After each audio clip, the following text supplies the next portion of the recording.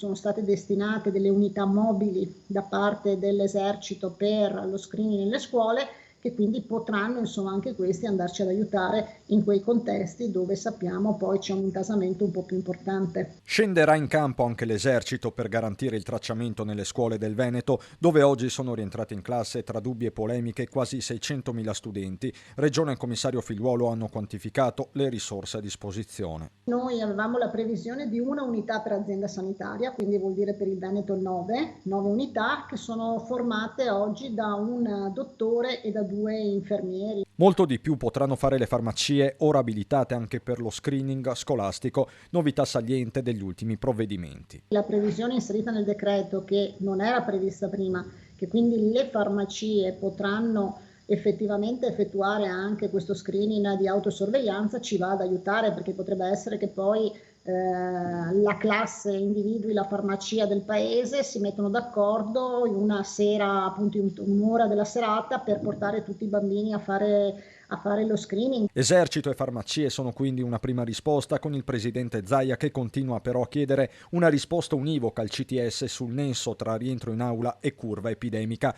Un dato è ormai evidente. Dobbiamo essere molto molto onesti che con numeri come quelli che stiamo vedendo oggi è veramente impossibile pensare al tracciamento, al contact tracing, a fare le telefonate, a chiamare, ad avere il tampone in tempo reale, cioè è automaticamente e umanamente impossibile. Intanto il contagio sale, proporzionalmente meno i ricoveri, anche se i decessi nelle 24 ore causa Covid sono stati 23. 215 posti letto occupati in terapia intensiva, quasi 1600 in area non critica. In termini di colorazione, questa è la prospettiva. Secondo me rimarremo gialli anche tutta la settimana prossima. L'altro fronte è quello delle vaccinazioni, con il superamento nel weekend della cifra monster di 9 milioni e mezzo di somministrazioni in Veneto, con lo stesso Figliuolo che ha annunciato vaccini anche di notte, visto l'obbligo per gli over 50. Nessuna preclusione per la regione, ma resta il nodo di sempre. Se serve è chiaro che noi abbiamo aperto anche per il passato i centri vaccinali fino alle 24, alle 23, quindi se serve noi siamo pronti.